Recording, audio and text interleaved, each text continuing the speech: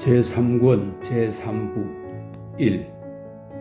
인간의 이성으로는 운동의 절대적인 연속성을 이해할 수 없다. 어떤 운동이든 인간이 그 법칙을 이해하는 것은 인간이 자의적으로 취한 그 운동의 단위들을 고찰할 때뿐이다. 그러나 그와 동시에 연속적인 운동을 이처럼 임의로 나누어 불연속적인 단위로 만드는 데서 인간의 망상 대부분이 비롯된다. 아킬레우스가 거북이보다 10배나 더 빠른데도 불구하고 앞에서 걸어가는 거북이를 결코 따라잡을 수 없다는 이른바 고대인의 궤변이 널리 알려져 있다. 왜냐하면 아킬레우스와 거북이를 벌려놓은 그 공간을 아킬레우스가 통과하는 순간 거북이는 그 공간의 10분의 1만큼 아킬레우스보다 앞서고, 또 아킬레우스가 그 10분의 1만큼 나아가면 거북이는 그 100분의 1만큼 앞서고, 그 과정은 무한히 계속된다. 고대인들에게 이 과제는 해결할 수 없는 것으로 보였다.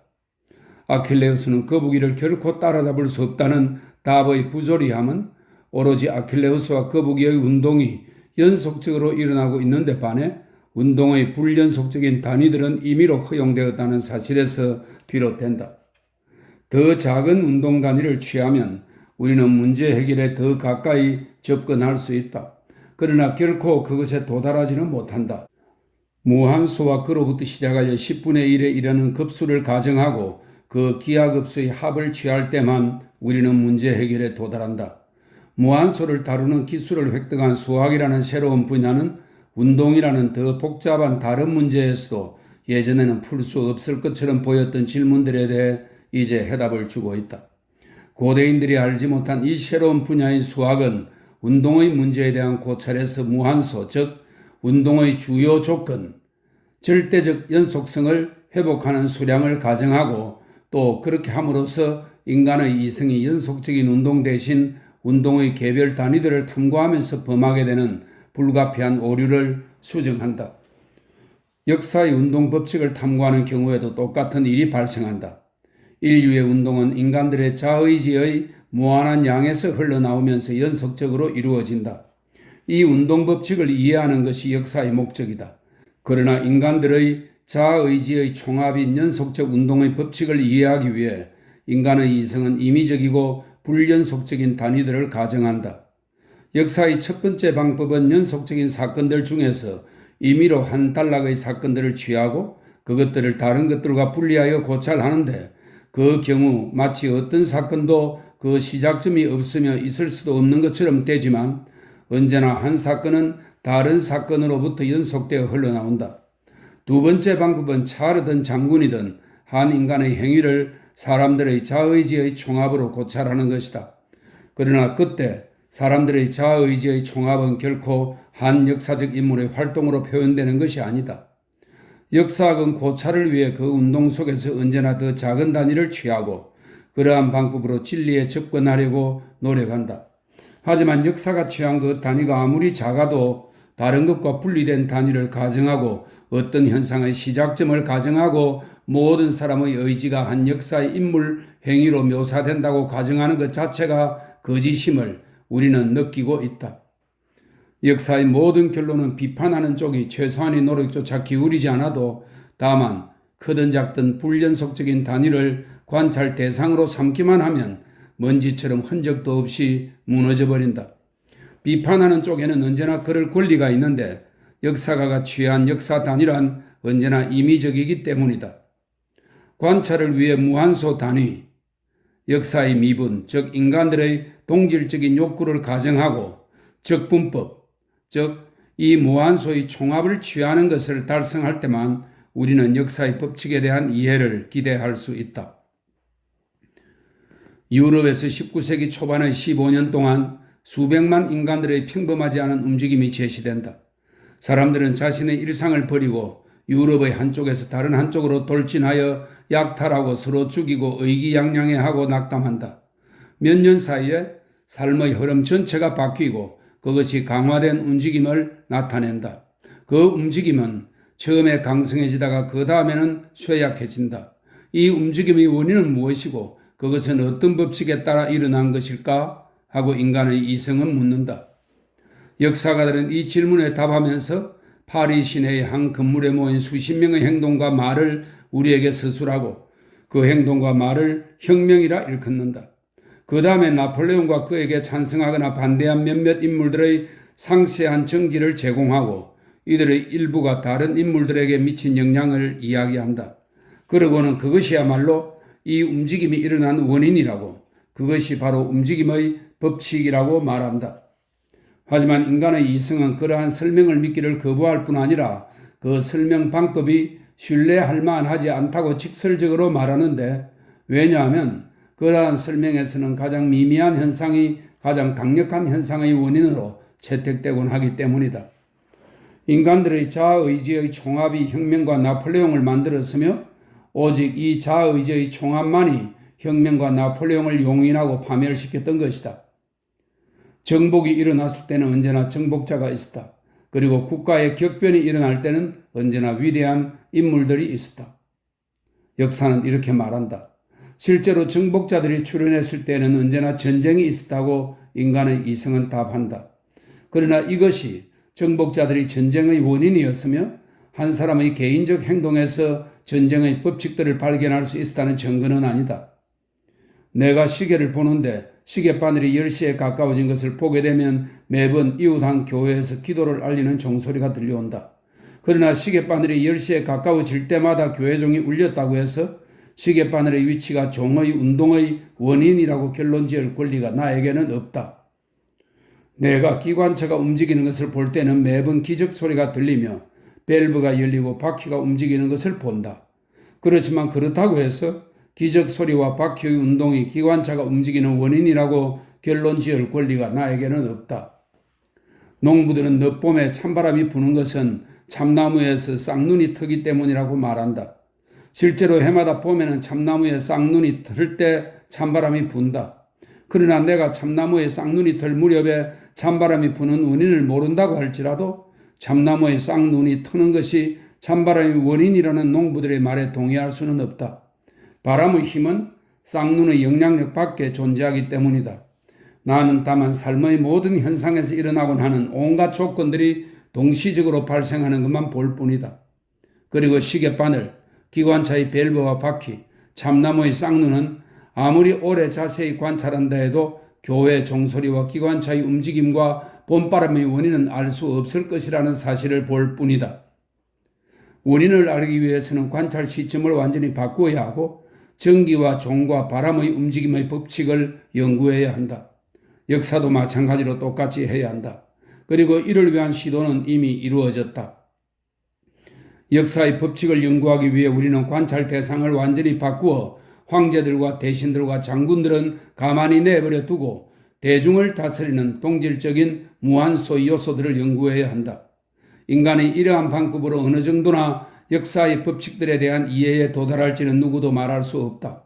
그러나 분명한 것은 오직 이 방법에만 역사의 법칙을 포착할 가능성이 놓여 있다는 점과 이 방법에 인간의 이성이 들인 노력은 역사가들이 온갖 황제와 사령관들과 대신들의 활동을 기술하고 그 활동에 대한 자신의 판단을 서술하는 데 들인 노력의 100만 분의 1도 되지 않는다는 점이다. 2. 유럽의 12개 각각의 언어를 사용하는 국가들의 병력이 러시아에 밀고 들어왔다. 러시아 군대와 주민은 충돌을 피하면서 스몰렌스크로 그리고 다시 스몰렌스크에서 보로딘으로 퇴각한다. 프랑스 군대는 지속적으로 향상되는 추진력을 띠면서 모스크바로 그 운동의 목적지로 질주한다. 낙하하는 물체의 속도가 지면에 가까워질수록 빨라지듯 그들의 추진력도 목표에 가까워질수록 증가한다.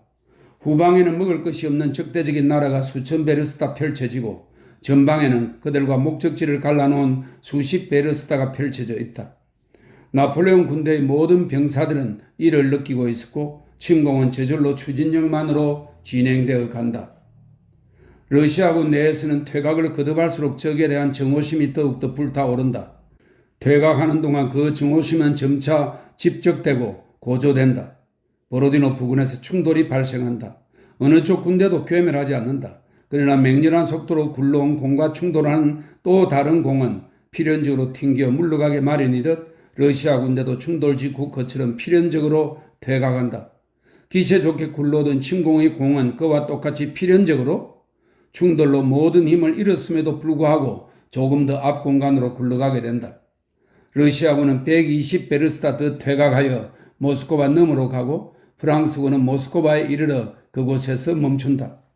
이후 5주가 지나는 동안 단 한 차례의 전투도 일어나지 않는다.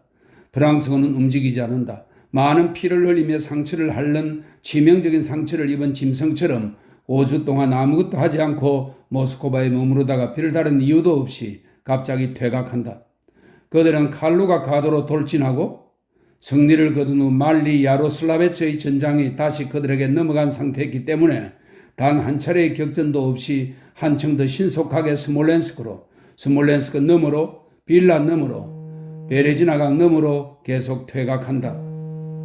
8월 26일 저녁에는 쿠투조프도 러시아군 전체도 보로디노 전투의 승자가 자신들이라고 확신했다. 쿠투조프는 군주에게도 그렇게 편지를 썼다. 쿠투조프는 적을 완전히 격파하기 위해 새로운 전투를 준비하라고 명령했다. 누군가를 속이기 위해서가 아니라 전투에 참가한 모든 이들과 마찬가지로 그 역시 적이 패한 것으로 알았기 때문이다. 하지만 그날 저녁과 그 다음날 그동안 알려지지 않은 손실이며 군대의 절반에 달하는 손실에 관한 소식이 도착하면서 새로운 전투는 물리적으로 불가능하다는 사실이 판명되었다. 아직 정보도 수집되지 않았고 부상자도 이송되지 않았고 포탄도 보충되지 않았고 전사자 수도 집계되지 않았고 전사한 이들을 대신할 새 지휘관도 임명되지 않았고 사람들은 충분히 먹지도 자지도 못했다. 이런 때에 전투를 벌이는 것은 불가능했다. 그와 동시에 전투 직후인 그 다음날 아침 프랑스 군대는 이미 거리의 제곱에 반비례하여 가속되는 운동의 추진력에 따라 저절로 러시아 군대를 향해 밀려오고 있었다. 쿠투조프는 다음날 공격하고 싶어 했고 군 전체도 그러기를 바랐다. 그러나 공격하기 위해서는 그것을 실행하려는 의욕만으로는 충분치 않다. 그것을 실행할 가능성이 필요한데 그 가능성이 없었다. 한번 행군하는 그리만큼 퇴각하지 않을 수 없었다. 그 다음에도 똑같이 또 한 번, 다시 또 한 번 퇴각하지 않을 수 없었다. 마침내 9월 1일 군대가 모스크바에 거의 도달했을 무렵 군의 여러 부대의 사기가 한껏 고조되었음에도 불구하고 상황의 힘은 이 부대들이 모스크바 너머로 이동할 것을 요구했다. 그리하여 군대는 한 번 더 마지막으로 행군하는 만큼 퇴각했고 모스크바를 프랑스군에 내주고 말았다. 우리가 각자 자기 서재에 앉아 지도를 펼쳐놓고 나라면 이런저런 전투에서 어떻게 명령을 내렸을까 하고 상상하듯 지휘관들도 그렇게 전쟁과 전투 계획을 세울 거라고 생각하는 것이 익숙한 사람들에게는 다음과 같은 질문들이 떠오를 것이다. 왜 쿠투조프는 퇴각할 때 이런저런 식으로 행동하지 않았을까? 왜 그는 필리에 도달하기 전에 진지를 차지하지 않았을까? 왜 모스크바를 버린 후 칼루가 가도로 곧장 퇴각하지 않았을까? 등등. 그렇게 생각하는데 익숙한 사람들은 모든 총사령관들의 활동이 항상 벌어지게 되는 그러한 불가피한 상황을 잊어버렸거나 모르는 것이다. 지휘관의 활동은 우리가 서재에 자유롭게 앉아 일정한 병력을 갖춘 양군대가 일정한 장소에서 벌이는 모종의 전투를 지도상에서 분석하거나 어떤 일정한 시점으로부터 판단을 시작하며 상상하는 활동과 조금도 유사하지 않다. 총사령관은 우리가 언제나 사건을 고찰하는 어떤 사건의 개시라는 조건 속에 놓이는 경우가 결코 없다. 총사령관은 언제나 일련의 움직이는 사건들의 한복판에 있고 그 어느 때도 어느 한순간에도 사건의 의미 전체를 깊이 숙고해 볼 수 없는 상황에 놓이게 된다. 사건은 알아채지 못하게 순간순간 그 의미를 또렷이 드러내고 그처럼 단절 없이 연속적으로 사건이 드러나는 순간마다 총사령관은 복잡하기 짝이 없는 책략, 업무, 걱정, 종속, 권력, 계획, 조언, 위협, 속임수의 한복판에 놓이게 되며 그에게 제기되는 대개는 흔히 서로 충돌하는 수많은 질문에 답해야 한다. 군사 전문가들은 우리에게 쿠투조프가 필리로 향하기에 훨씬 앞서 칼루가 가도록 군대를 움직였어야만 했다고, 심지어 누군가 그러한 계획을 제안했다고 매우 진지하게 말한다. 그러나 총사령관 앞에는 특히 어려운 순간에는 제안이 하나가 아니라 수십 개씩 동시에 제시되기 마련이다. 그리고 전략과 전술의 근거를 둔 이 각각의 제안들은 서로 충돌한다. 총사령관의 임무는 이 제안들 가운데 하나를 택하는 것뿐인 듯 보인다. 하지만 그는 그것조차 해낼 수 없다. 사건과 시간은 기다려주지 않는다. 가령 28일에 총사령관이 칼루가 가도로 이동하자는 제안을 받았고 그때 밀로라도비치의 부관이 말을 몰고 달려와 지금 당장 프랑스군과 전투를 시작할지 아니면 퇴각할지를 묻는다. 그는 당장 이 순간 명령을 내려야 한다. 그런데 퇴각 명령은 아군의 칼루가 가도로 진로를 바꾸는 데 방해가 된다. 부관에 뒤이어 병창관이 식량을 어디로 운반할지 묻고 병원 책임자가 부상자를 어디로 옮길지 묻는다. 그리고 페테르부르크에서 특사가 모스크바를 버릴 가능성을 허락하지 않는 군주의 편지를 가져온다. 그런데 총사령관의 경쟁자로서 총사령관을 계략에 빠뜨리는 자가 그런 자들은 언제나 있기 마련인데 그것도 한 명이 아닌 몇 명이나 된다. 그 자가 칼루가 가도로 이동하는 것과 정반대인 새로운 계획을 제안한다. 그런데 총사령관의 체력은 수면과 회복을 요구한다. 그런데 포상에서 제외된 훌륭하신 장군이 불평을 늘어놓으러 온다. 그런데 주민들은 보고를 간청한다. 그런데 지형을 시찰하기 위해 파견된 장교가 돌아와 그보다 앞서 파견된 장교가 정반대로 보고한다. 척후병, 포로, 정찰을 하고 온 장군이 적군의 상태에 대해 저마다 다르게 설명한다.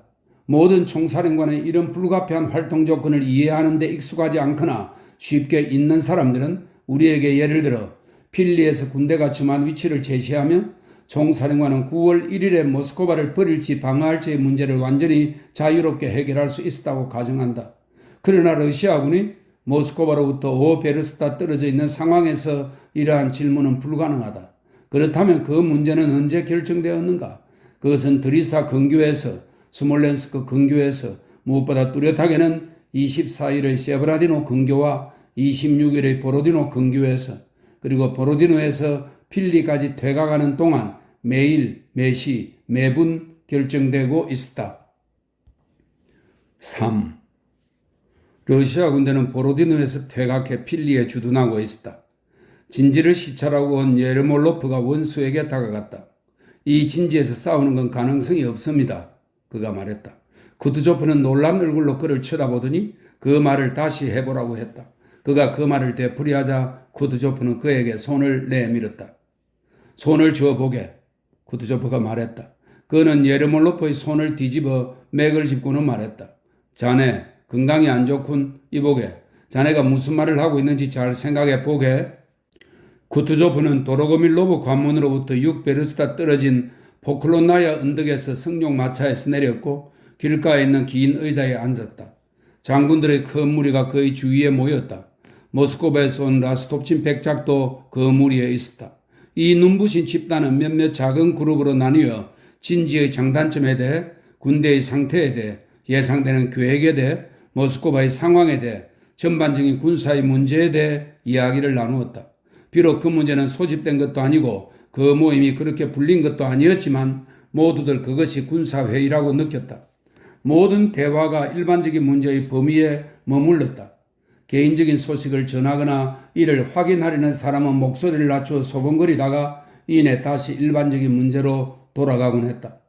이 사람들 사이에서는 농담도 웃음소리도 심지어 미소조차 눈에 띄지 않았다. 모두들 상황에 맞추어 행동하려고 노력했다. 그리고 모든 그룹들이 서로 이야기를 나누며 총사령관 근처에 있으려고 애썼으며 자신들의 말이 그에게 들리도록 이야기했다. 총사령관은 귀를 기울여 들었고 가끔씩 그의 주변에서 한 말에 대해 되물었다.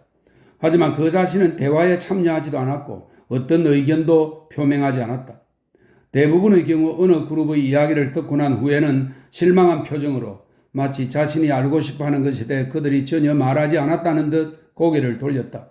어떤 사람은 선택된 진지에 대해 이야기를 하되 진지보다는 그 진지를 선택한 사람들의 지적 능력을 비판했다. 다른 사람들은 실책은 이미 앞서 저질러졌다고 그저께 전투를 치렀어야 했다고 논증했다. 세 번째 사람들은 살라만카 전투에 대해 이야기했다. 그 이야기는 방금 도착한 스페인 군복 차림의 프랑스인 크로사르가 들려준 것이다. 이 프랑스인은 러시아군에 복무하는 독일 출신의 공작과 함께 모스크바도 똑같이 방어할 수 있다고 예상하며 사라고사 포위전을 분석했다.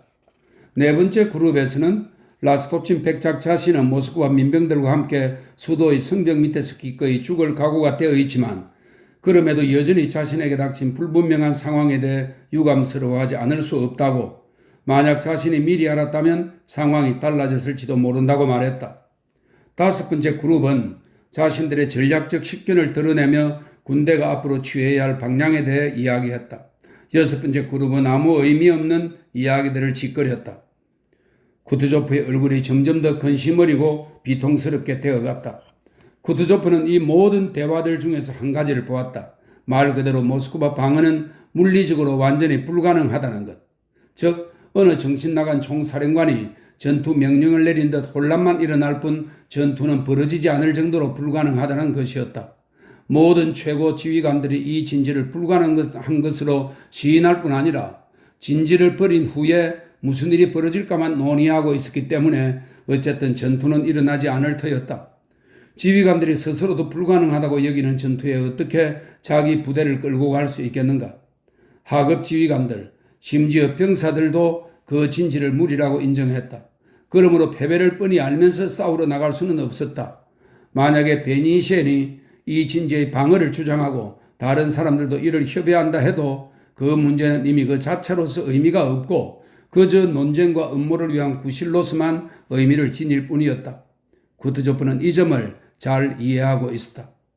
그 진지를 선택한 베니시엔은 자신의 러시아적인 애국심을 열렬히 내보이면서 모스크바 방어를 고집했다. 쿠투조프는 얼굴을 찌푸리지 않은 채 그 말을 끝까지 들을 수가 없었다. 쿠투조프는 베니시엔의 목적을 대낮같이 훤히 알아보았다. 그 목적이란 방어에 실패할 경우 전투도 치르지 않고 군대를 보로비오비 고리까지 후퇴시킨 쿠투조프에게 잘못을 덮어씌우고 방어에 성공할 경우에는 그것을 자기 공으로 돌리고 자신의 주장이 거부될 경우에는 모스크바를 버렸다는 죄를 씻으려는 것이었다.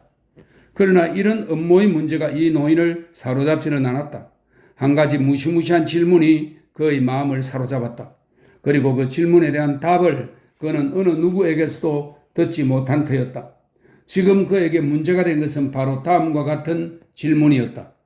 과연 나폴레옹을 모스크바까지 오도록 허용한 것이 나란 말인가? 그리고 도대체 내가 언제 그런 짓을 했단 말인가? 그것이 언제 결정되었던가? 내가 플로토프에게 전령을 보내 퇴각 명령을 내린 어제인가? 아니면 내가 졸면서 베니시엔에게 지휘하라고 명령한 그저께 저녁인가? 아니면 그보다도 더 이전인가? 그러나 도대체 언제 그 무시무시한 일이 결정되었단 말인가? 모스크바를 버리지 않으면 안 된다. 군대는 퇴각해야만 하고 이 명령을 내려야만 한다. 그 무시무시한 명령을 내리는 일이 그에게는 군대의 지위를 포기하는 것과 똑같아 보였다. 그는 권력을 사랑했고 그것에 익숙할 뿐 아니라 러시아의 구원이 자신에게 예정되어 있고 바로 그 때문에 군주의 의지에 반하여 민중의 의지에 따라 총사령관으로 선택된 것이라고 확신했다. 그가 튀르크에서 프로조롭스키 공작에게 배속되어 있던 시절에 공작이 받았던 사람들의 존경이 그를 자극했다. 그는 자기 혼자만의 이 어려운 조건에서 군의 수장을 맡을 수 있으며 불패의 나폴레옹의 자신의 적으로 두려움 없이 인식할 수 있는 전 세계에서 유일한 사람이라고 확신했다. 그 때문에 그는 자신이 내려야만 하는 명령을 생각하며 공포에 휩싸였다. 그러나 무언가를 결정해야만 했고 지나치게 자유로운 성격을 띠기 시작한 주변의 대화들을 중지시켜야만 했다. 그는 고위급 장군들을 자기 쪽으로 불렀다. 내 머리가 좋든 나쁘든 더 이상 타인에게 의지하지 않겠소. 그는 긴 의자에 일어나면서 이렇게 말했고 그의 성룡 마차가 대기하고 있는 필리 쪽으로 말을 타고 떠났다. 여기서 몇 번 나왔던 그 필리라고 하는 지역은 15세기 중엽부터 널리 알려진 모스크바 부근의 역사적인 마을입니다. 나폴레옹 침략 당시 9월 1일 이곳에서 열린 작전회의에서 모스크바로부터 철수한다는 방침이 결정되었다고 합니다. 4. 농부 안드레이 사보스테야노프의 가장 좋은 널찍한 통나무 집채에서 2시에 회의가 소집되었다. 농부의 대가족을 이루는 남자들, 여자들, 아이들이 현관방 건너편에 굴뚝 없는 통나무 집채에 모여 북적대고 있었다. 대공작이 기후에서 차 마시는 시간에 설탕 한 조각을 준 안드레이의 손녀인 6살짜리 여자아이 말라샤만 큰 통나무 집채의 폐치가 위에 남아있었다. 말라샤는 폐치가 위에서 통나무 집채로 연이어 들어와 성화가 놓여있는 구석 쪽 성화들 아래의 널찍한 긴 의자에 자리를 잡는 장군들의 얼굴과 군복과 십자 훈장을 수줍고도 즐거운 표정으로 구경했다. 할아버지 자신은 설명이 있습니다. 말라샤는 마음속으로 쿠투조프를 이렇게 불렀다. 할아버지 자신은 그들과 다소 떨어져 배치가 뒤의 어두운 구석에 따로 앉아 있었다. 그는 접이식 팔걸이 의자에 몸을 깊숙이 파묻고 앉아 계속 끙끙거리며 프로코트의 옷깃을 바로잡았다. 그것은 단추가 끌어져 있었지만 계속해서 목을 죄는 듯했다. 연이어 들어온 사람들이 원수에게 다가왔다. 그는 몇몇 사람들과는 악수를 나누었고 몇몇 사람들에게는 고개를 끄덕여 보였다. 카이사로프 부관이 쿠투조프 맞은편 창문의 커튼을 거드려고 했다. 그러나 쿠투조프가 화를 내며 손을 내저었고 카이사로프는 대공작이 자신의 얼굴을 사람들에게 보이기를 원하지 않는다는 것을 알아차렸다. 지도들, 약도들, 연필들, 서류들이 놓여있는 농부의 전나무 테이블 주위로 너무 많은 사람들이 모여드는 바람에 졸병들이 긴 의자를 하나 더 가져와 테이블 옆에 놓았다. 그 긴 의자에는 방금 도착한 예르몰로프와 카이사로프와 토올이 앉았다. 성화 바로 아래 상석에는 바르클라이 드 톨리가 앉았다. 그는 목에 게오르기 훈장을 걸고 있었는데 창백하고 병약한 얼굴에 대머리와 이어지는 높은 이마를 갖고 있었다. 그는 벌써 이틀째 열로 괴로웠으며 이때도 오한이 나고 온몸이 쑤셨다. 그와 나란히 우바로프가 앉아있었고 빠르게 손짓하며 크지 않은 목소리로 바르클라이에게 무슨 말을 전하고 있었다. 작고 뚱뚱한 도트로프는 눈썹을 치켜 올리고 두 손을 배 위에 얹은 채 주의 깊게 귀를 기울였다. 반대편에는 오스테르만 톨스토이 백작이 굵직한 얼굴선과 반짝이는 눈을 지닌 커다란 머리를 한 팔로 꿰고 앉아 자기 생각에 잠긴 듯 보였다. 라이옙스키는 초조한 표정을 띈 채 습관적인 손놀림으로 구레나루스의 검은 털을 앞쪽으로 비비 꼬면서 쿠투조프와 출입문을 번갈아 쳐다보았다. 코노브니친의 굳건하고 잘생기고 선한 얼굴은 부드럽고도 교활한 미소로 빛났다. 그는 말라샤와 시선이 마주치자 눈으로 신호를 보내 여자아이를 미소 짓게 했다. 모두들 베니시엔을 기다리고 있었다. 그는 진지를 새로 시찰하러 간다는 핑계로 맛있는 식사를 즐기고 있었다. 사람들은 4시부터 6시까지 그를 기다렸고 그동안 그들은 협의에 들어가지 않고 나직한 목소리들로 줄곧 부차적인 이야기만 나누었다. 베니시엔이 통나무 집채에 들어섰을 때야 쿠투조프는 구석 자리에서 나와 테이블 쪽으로 다가왔다. 그러나 테이블 위에 놓인 촛불이 그의 얼굴을 밝히지 않을 정도까지였다. 베니시엔은 다음과 같은 질문으로 회의를 시작했다. 전투를 해보지도 않고 러시아의 신성한 고대의 수도를 버릴 것인가? 아니면 방어할 것인가? 긴 침묵이 이어졌다. 모든 이들의 얼굴이 찌푸러졌고 정적 속에서 쿠투조프의 녹이 어린 신음소리와 기침소리가 들렸다. 모든 눈들이 그를 바라보았다. 말라샤도 할아버지를 바라보았다. 그녀는 그와 가장 가까이 있었고 그의 얼굴이 일그러지는 것을 보았다. 마치 울음을 터뜨릴 것 같았다. 하지만 그것은 오래 가지 않았다. 러시아의 신성한 고대의 수도. 갑자기 그가 성난 목소리로 베니시엔의 말을 반복하며 그 말의 위선적인 의도를 지적했다. 백작카카, 당신께 감히 말씀드리면 그 질문은 러시아인에게 아무런 의미도 없소. 그는 무거운 몸을 들썩이며 앞쪽으로 기울였다. 그런 질문을 제기해서도 안 되고 그런 질문은 아무런 의미도 없소. 내가 이 신사분들에게 모여달라고 청한 것은 군사적인 문제 때문이요. 그 문제란 이것이요. 러시아의 구원은 군대에 있다. 군대와 모스크바를 이를 위험을 무릅쓰고 전투에 임하는 것이 이득인가? 아니면 전투 없이 모스크바를 내주는 것이 이득인가? 나는 바로 이 문제와 관련해 여러분의 의견을 알고 싶소.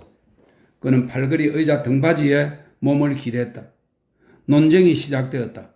베니시엔은 아직 게임에 졌다고 생각하지 않았다. 필리 부근에서 방어전을 하는 것이 불가능하다고 말하는 바르클라이와 여러 사람들의 의견을 인정하면서도 그는 러시아적인 애국심과 모스크바에 대한 사랑에 고취되어 밤사이 군대를 오른쪽에서 왼쪽 측면으로 이동시킨 뒤 다음날 프랑스군의 오른쪽 날개를 공격할 것을 제안했다. 의견은 나뉘었고 그 견해에 대한 찬반 논쟁이 벌어졌다. 예르몰로프와 도우트로프와 라옙스키는 베니시엔의 의견에 동의했다. 수도를 버리기에 앞서 희생물을 찾는 감정에 이끌린 것인지 아니면 다른 개인적인 생각들에 이끌린 것인지 야간 이들은 지금 회의가 전쟁의 필연적인 흐름을 바꿀 수 없으며 모스크바는 지금 벌써 버려졌다는 점을 이해하지 못하는 듯 했다. 다른 장군들은 이 점을 이해하고 있었다. 그래서 모스크바에 관한 문제는 제쳐두고 군대가 퇴각할 때 어느 방향으로 할 것인지에 대해 이야기했다. 눈을 떼지 않고 자기 앞에서 벌어지는 광경을 지켜보던 말라샤는 이 회의의 의미를 다르게 이해했다. 그녀에게는 문제가 다만 할아버지와 옷자락이 긴 남자와 개인적인 싸움에 있는 것처럼 보였다. 이 옷자락이 긴 남자는 베니시엔을 이 말라샤가 그렇게 부른다고 합니다. 그녀는 그들이 서로 이야기할 때 화내는 것을 보았고 마음속으로 할아버지 편을 들었다. 대화 도중에 그녀는 할아버지가 베니시엔에게 재빨리 던진 교활한 시선을 눈치챘고 그 뒤에 할아버지가 옷자락이 긴 남자에게 뭐라고 말하면서 그의 콧대를 꺾어놓은 것을 알아차리고 기뻐했다. 베니시엔은 갑자기 얼굴이 붉어졌고 화가 나서 통나무집 안을 이리저리 돌아다녔다. 베니시엔에게 그 같은 영향을 끼친 말은 밤중에 군대를 오른쪽에서 왼쪽 측면으로 이동시켜 프랑스군의 오른쪽 날개를 공격하자는 베니시엔의 제안의 장단점에 관해 쿠투조프가 침착하고 낮은 목소리로 밝힌 것이었다. 여러분, 쿠투조프가 말했다. 나는 백작의 계획에 찬성할 수 없어. 적과 근접한 거리에서 군대를 이동하는 것은 항상 위험한 법이요. 전쟁의 역사가 이 판단을 확정하오. 그러니까 예를 들면 쿠투조프는 빛나는 순박한 눈으로 베니시엔을 쳐다보며 사례를 찾느라 생각에 잠긴 듯 했다. 그래서 내 생각에는 백작도 잘 기억하고 있을 것 같은 프리틀란트 전투 정도를 예로 들어봅시다. 이 프리틀란트 전투는 1807년에 발생한 전투로 나폴레옹 보나파르트가 프로이센의 프리틀란트에서 전술적 천재성을 보여주며 러시아 제국군을 무찌르고 대성을 거둔 전투라고 하네요. 이 전투를 계기로 러시아는 프랑스와 평화조약을 맺는 수순을 밟게 되었다고 합니다. 프리틀란트 전투 정도를 예로 들어봅시다. 그 전투가 성공적이 않았던 것은 오로지 적으로부터 지나치게 가까운 거리에서 아군이 재편성되었기 때문이요. 순간 모두에게 아주 길게 느껴지는 침묵이 흘렀다. 논쟁은 다시 재개되었으나 자주 끊어졌다. 더 이상 할 말이 없는 듯 했다. 대화가 중단되던 어느 한순간에 쿠투조프가 무언가 말하려는 듯 무겁게 한숨을 내쉬었다. 모두 그를 돌아보았다. 여러분, 내가 깨진 항아리 값을 물어내야 할 것 같소. 그가 말하고는 천천히 몸을 일으켜 테이블로 다가갔다. 여러분, 나는 여러분의 의견을 들었소. 몇몇 분은 내 의견에 동의하지 않을 것이요. 그러나 나는 폐하와 조국이 내게 부여한 군안으로 나는 퇴각을 명하는 바요. 이 말에 뒤이어 장군들은 장례식 후에 떠날 때처럼 엄숙하고 조용하고 조심스럽게 떠나기 시작했다. 장군들 중 몇 사람은 나지막한 목소리로 회의에서 말할 때와는 완전히 다른 음정으로 총사령관에게 무언가를 전달했다. 벌써 한참 동안 저녁을 먹기 위해 가족들이 기다리고 있던 말라샤가 자그마한 맨발로 배치가의 단을 디디면서 배치가 위의 침상을 등진 채 조심스레 내려왔다. 그러고는 장군들의 다리 사이를 빠져나가 재빨리 문으로 뛰어갔다. 장군들을 돌려보낸 쿠투조프는 테이블에 팔을 괴한 채 오랫동안 앉아 있었다. 그리고 그 무시무시한 질문에 대해 계속 생각했다. 도대체 언제 모스크바를 버리는 것이 최종적으로 결정되었단 말인가? 언제 그 문제를 결정지은 사건이 일어났던 것이고 누가 이 일에 책임이 있는 것인가? 이런 걸 예상했던 건 아니야. 그는 이미 밤이 깊은 후에야 들어온 부관 시네이데르에게 말했다. 이런 것을 예상했던 게 아니야. 이런 것은 생각지도 못했어. 쉬셔야 합니다, 대공작각하. 시네이데르가 말했다. 아니야. 그놈들도 튀르퀸들처럼 말고기를 처먹게 될 거야. 쿠투조프는 부관의 말에 대꾸도 하지 않고 투실투실한 주먹으로 테이블을 꽝 내리치며 부르짖었다. 그놈들도 그렇게 될 거야. 만약 하기만 한다면. 5. 전투 없이 군대를 퇴각시킨 것보다 훨씬 더 중요한 사건, 즉 모스크바를 버리고 방어한 사건에서 우리에게 이 사건의 주모자로 보이는 라스톱치는 바로 그 시각에 쿠투조프와 완전히 정반대로 행동했다. 이 사건, 즉 모스크바를 버리고 방어한 사건은 보로디노 전투 이후 싸움 없이 모스크바 너머로 퇴각한 것과 마찬가지로 피할 수 없는 것이었다. 러시아인이라면 누구나 이성적인 추론을 토대로 하는 것이 아니라 우리 마음속에 있고 우리 선조들의 마음속에 있었던 그 감정을 토대로 일어난 일을 예측할 수 있었을 것이다. 스몰렌스크를 시작으로 러시아 대지의 모든 도시들과 농촌들에서 모스크바에서 벌어진 것과 똑같은 사건이 라스톱친 백작의 개입이나 거의 전단 없이 일어나고 있었다. 민중은 태평하게 적을 기다렸고 폭동을 일으키지 않았으며 독려하지 않았다.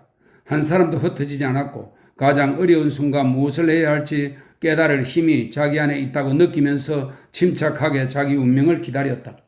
그리고 적이 다가오자마자 주민들 가운데 부유한 부류는 자신들의 재산을 버리고 달아났으며 가난한 부류는 그대로 남아 모스크바에 남은 것을 불태우고 파괴했다. 그것은 그렇게 될 것이고 항상 그렇게 될 것이다 라는 의식이 러시아인의 마음속에 놓여 있었고 지금도 놓여 있다. 그리고 이러한 의식과 나아가 모스크바가 점령될 것이라는 예감이 1812년 러시아의 모스크바 사회에 팽배해 있었다. 벌써 7월과 8월 초에 모스크바를 떠나기 시작한 사람들은 자신들이 그렇게 예상했다는 사실을 보여준 셈이었다. 집과 재산의 절반을 버리고 가져갈 수 있는 만큼 가지고 떠난 사람들은 숨은 잠재적인 애국심 때문에 그렇게 행동한 것이다. 그 애국심은 미사여구나 조국의 구원을 위해 자식을 죽이는 부자연스러운 행위로 표현되는 게 아니라 눈에 띄지 않게 단순하고 유기적으로 나타나고 그 때문에 애국심은 언제나 가장 강력한 결과를 낳는다. 위험을 피해 달아나는 것은 수치스러운 일이다. 겁쟁이들만 모스크바에서 달아난다. 그들에게 그렇게 말했다. 라스톱치는 전단을 통해 모스크바를 떠나는 것은 치욕이라는 생각을 불어넣었다. 그들은 겁쟁이들이라는 칭호를 넣는 것이 부끄러웠고 떠나는 것이 부끄러웠으나 그럼에도 불구하고 그래야만 한다는 것을 알았기 때문에 떠났다. 그들은 왜 떠났는가? 라스톱친이 그들에게 나폴레옹이 정복지에서 행한 끔찍한 일들을 알려 겁을 주었다고 가정할 수는 없다. 많은 이들이 떠났다. 그리고 맨 처음 떠난 사람들은 부유하고 교양 있는 사람들이었다. 그들은 빈과 베를린이 온전히 남았다는 점, 나폴레옹이 그 도시들을 점령한 동안 그곳 주민들이 매력적인 프랑스인들과 즐거운 시간을 보냈다는 점을 잘 알고 있었고 당시 러시아 남자들, 특히 귀부인들은 프랑스인들을 대단히 좋아했다.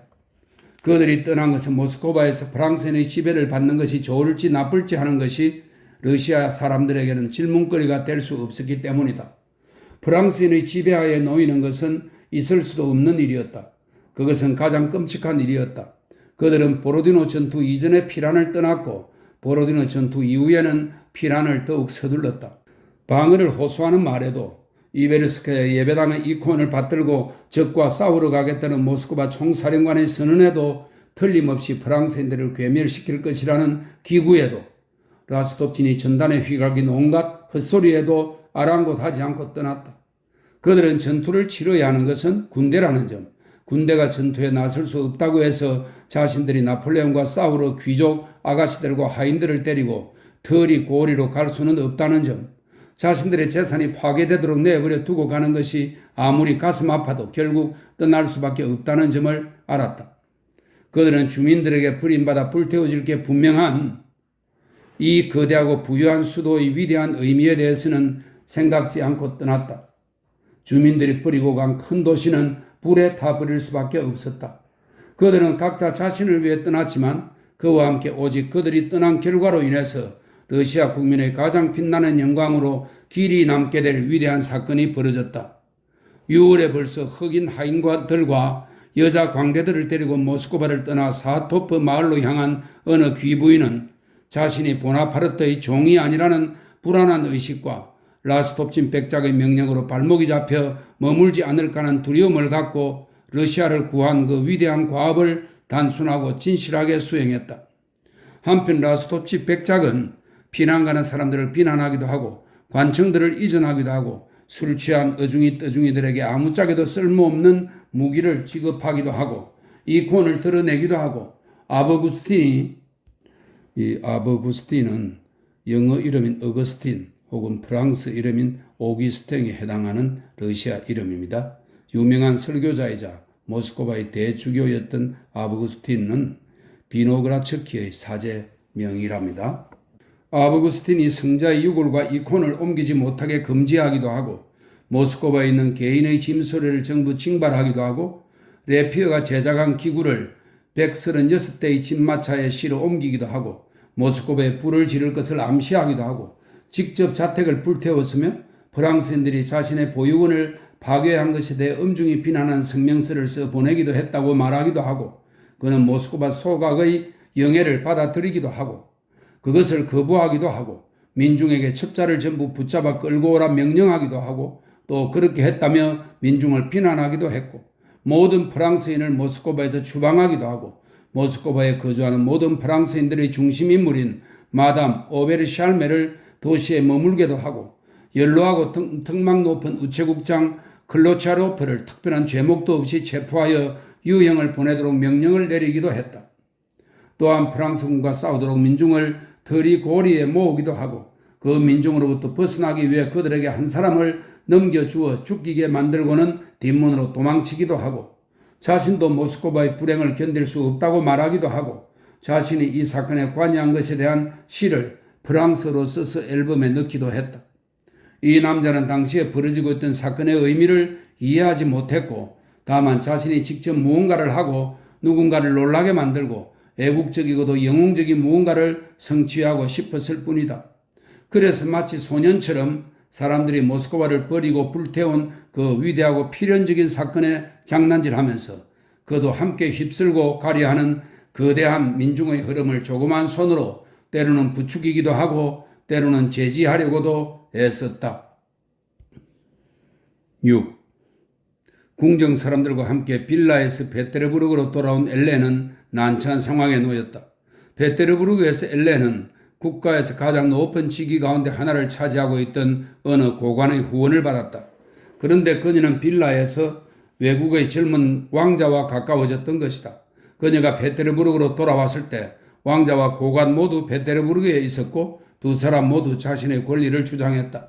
그리하여 어느 쪽에도 모욕을 주지 않고 두 사람 모두와 친분을 유지해야 한다는 이제까지 엘렌의 이력이 없던 새로운 과제가 그녀 앞에 제시되었다. 다른 여자에게는 어렵고 또 심지어는 불가능하게까지 보였을 문제지만 베즈호바 백작 부인이 그 때문에 고심한 적은 단 한 번도 없었고 그녀가 가장 똑똑한 여성이라는 명성을 누린 것은 이유 없이 그냥 된 것이 아닌 듯 했다. 만약 그녀가 자기 행동을 감추려 들고 교활한 술책을 부려 거북한 상황에서 벗어나려 했다면 그로 인해 스스로 잘못을 인정하는 셈이 되어 일을 망치고 말았을 것이다. 그러나 엘렌은 반대로 마치 자신이 원하는 것은 무엇이든 할 수 있는 진정한 위인처럼 즉시 자신을 정당한 입장에 놓고 자신의 정당성을 진심으로 믿었으며 다른 모든 사람들을 잘못된 입장으로 몰아넣었다. 젊은 외국인이 처음으로 과감히 그녀를 비난했을 때 그녀는 아름다운 머리를 오만하게 치켜들고 몸을 반쯤 그를 향해 돌린 채 단호하게 말했다. 이런 게 남성들의 이기주의와 잔인함이에요. 저도 더 나은 것은 전혀 기대하지도 않았어요. 여성은 당신네들을 위해 자신을 희생물로 바치고 괴로움을 겪죠.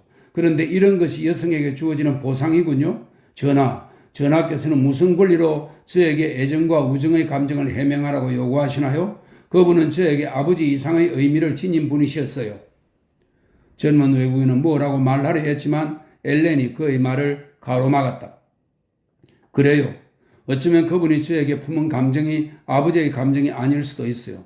그렇다고 해서 제가 그분을 우리 집에 오지 못하게 막을 수는 없어요. 전 배은망덕을 일삼는 남자가 아닙니다. 그리고 전하도 아시겠지만 전 제 진실한 감정에 대해서만 하나님과 제 양심에만 해명할 거예요. 그녀는 풍만하게 솟은 아름다운 가슴에 한 손을 가볍게 댄 채 하늘을 응시하며 말을 맺었다. 그렇지만 제발 내 말 좀 들어봐요. 저와 결혼해 주세요. 그럼 전 당신의 노예가 되겠어요. 하지만 그건 불가능합니다. 당신은 저와 결혼할 만큼 스스로를 낮추려 하지 않는군요. 당신은 엘렌이 울음을 터뜨렸다. 젊은 외국인은 그녀를 위로하기 시작했다. 엘렌은 어떤 것도 자신의 결혼을 방해할 수 없으며 그런 예는 있다고. 당시에는 그런 예가 아주 적었지만 그녀는 나폴레옹과 다른 높은 지위의 사람들을 들먹였다. 자신은 지금 남편의 아내였던 적이 없었으며 자신은 희생물이 되었을 뿐이라고 눈물을 흘리며 말했다. 그녀는 자신을 잊은 듯 했다. 그러나 법률이 종교가 젊은 외국인은 이미 누그러진 채 말했다. 법률이, 종교가 이런 일을 해낼 수 없다면 도대체 무엇을 위해 그런 것들을 만든 거죠? 엘렌이 말했다. 중요 인사는 그런 단순한 생각이 자신의 머리에 떠오르지 않았던 것에 깜짝 놀랐다. 그리하여 그는 친한 예수의 신부들에게 조언을 구했다. 그로부터 며칠 후 엘렌은 카멘니 오스트로프에 있는 자신의 별장에서 베푼 매혹적인 축연에서 눈처럼 하얀 머리칼과 반짝이는 검은 눈동자를 지닌 그다지 젊지 않지만 매력적인 무슈 드 조베르를 소개받았다. 짧은 옷을 입은 예수의 신부인 그는 조명의 불빛이 비치고 음악이 흐르는 정원에서 하나님과 그리스도와 성모의 마음을 향한 사랑에 관하여 유일하고 참된 가톨릭교가 현세와 내세에서 베푸는 위안에 관하여 엘렌과 오랫동안 이야기를 나누었다. 엘렌은 감동받았고 몇 차례나 그녀와 무슈 드 조베르의 눈동자에 눈물이 고였으며 그들의 목소리는 떨렸다. 엘렌의 춤 상대인 남성이 춤을 청하러 오는 바람에 엘렌과 앞으로 그녀의 양심의 지도자가 될 무슈 드 조베르의 대화는 중단되었다. 그러나 다음날 저녁 무슈 드 조베르는 홀로 엘렌을 찾아왔고 그 후로도 자주 그녀의 집을 방문했다. 어느 날 그는 백작 부인을 가톨릭 성당으로 데려갔고 그곳에서 그녀는 자신이 이끌려간 제단 앞에 무릎을 꿇었다. 그다지 젊지 않은 매력적인 프랑스인이 그녀의 머리에 두 손을 얹었다. 그녀가 나중에 직접 이야기한 바에 따르면 한 줄기 신선한 바람 같은 무언가가 자신의 영혼에 내려오는 것을 느꼈다고 한다. 사람들은 그녀에게 그것은 은총이라고 설명했다. 그런 다음 긴 옷을 입은 수도 원장이 그녀에게 안내되어 왔고 그는 그녀의 고해를 들은 후 죄를 용서해 주었다. 다음날 성찬이던 함이 그녀 앞에 배달되었고 그녀가 집에서 사용하도록 그것을 두고 갔다. 며칠 후 엘렌은 자신이 진정한 가톨릭교에 입교했다는 것, 며칠 있으면 교황도 그녀를 알게 되어 어떤 서류를 보내리라는 것을 알고 만족스러워했다. 이 시기에 그녀 주위와 그녀 자신에게 일어난 일들, 그토록 지적인 사람들이 그녀에게 보인 그처럼 기분 좋고 세련된 형식으로 표현된 모든 관심, 지금 그녀를 감싼 비둘기 같은 순결함, 그녀는 이 시기 내내 하얀 리본이 달린 하얀 드레스를 입었다. 라는 설명이 있습니다. 비둘기 같은 순결함, 그 모든 것이 그녀에게 만족감을 주었다. 하지만 그 만족감 때문에 그녀가 자신의 목적을 단 한순간이라도 내려놓은 적이 없었다.